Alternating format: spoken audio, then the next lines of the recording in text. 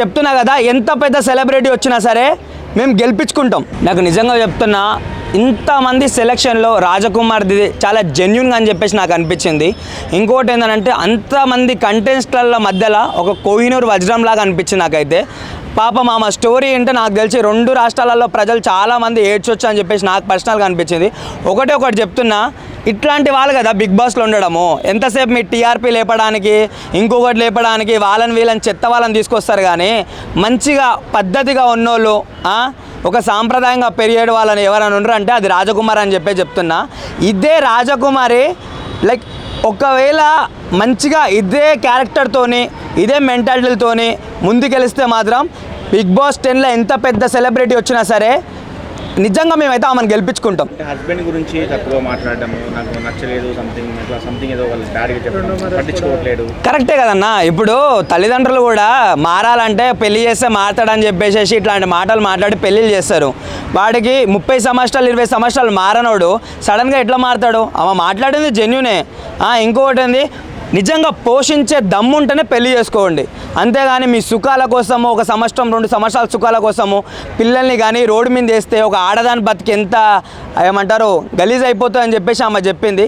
నిజంగా ఆమె ఏదైతే చిన్నప్పుడు వాళ్ళ నాన్న అంటే లేనప్పుడు బాబాయ్ అయినా సరే, వాళ్ళ తాతన్న పెదనాయనైనా సరే ఆమె మీదంగా అసభ్యంగా చేతులు వేయడం ఏదైతే జరిగిందో అదే వాళ్ళ కూతుర్లకు కాకూడదు అని చెప్పేసి మళ్ళీ పెళ్ళి చేసుకోవద్దు అని చెప్పేసి ఒక స్టాండ్ తీసుకున్న చూసావా. నిజంగా హ్యాట్స్ ఆఫ్ చెప్పాలన్నా.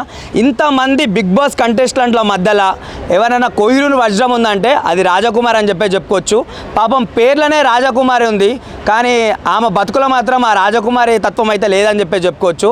సో ఇట్లాంటి వాళ్ళు ఉండడం నాకు నిజంగా మొన్నటిదాకా చూడొద్దు అనుకున్నా, కానీ రాజకుమారి స్టోరీ విన్న తర్వాత మాత్రం కంపల్సరీ చూడాలనిపిస్తుంది అన్న. ఇప్పుడు ఈ విధంగా అగ్ని పరీక్షలో ఉన్న క్యారెక్టర్ బిగ్ బాస్కి వెళ్తే అక్కడ అలాగే ఉంటుంది, సేమ్ క్యారెక్టర్ ఉండొచ్చు అంటారా, లేకపోతే మారితే ఎలా ఉంటుంది? నేను నిజంగా అదే చెప్తున్నా.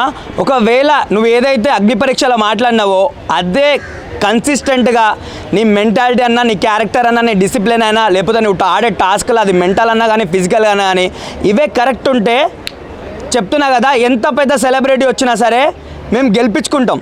అది అంటే ఈమెను చూసి చాలామంది మోటివేషన్ అవ్వాలన్నా. అంటే ఇప్పుడు మొగుడున్న తర్వాతనే చాలా వేషాలు వేస్తారు బయట, కానీ మొగుడు లేకపోయినా సరే కొంతమంది బయటకు వచ్చేసి అంటే ఎవరైతే రాజకుమారి లాంటి వాళ్ళు వచ్చేసేసి ఒక మోటివేషనల్గా ఉంటారో చూస్తావా.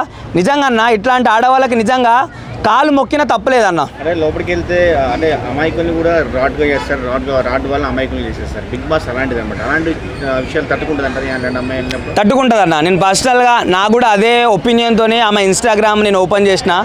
కొంచెం ఆమె కూడా యాక్టివ్గా ఉంది. సో ఎలా అయినా చెప్తున్నా లైక్ ఆ మెంటాలిటీ ఉంది. అంటే ఆడపిల్ల అంటే ఆడొచ్చి కన్నీరు కార్చింది ఇంకేం ఆడుతా అని చెప్పేసి అనుకోవద్దు. లోపల ఎంత టాలెంట్ ఉందో ఇంకా మనకు తెలియదు కదా. ఒకసారి ఆ టాలెంట్ కూడా చూస్తే మనం ఆమె రన్నరా లేకపోతే విన్నరా అని చెప్పేసి మనం తెలుసుకోవచ్చు.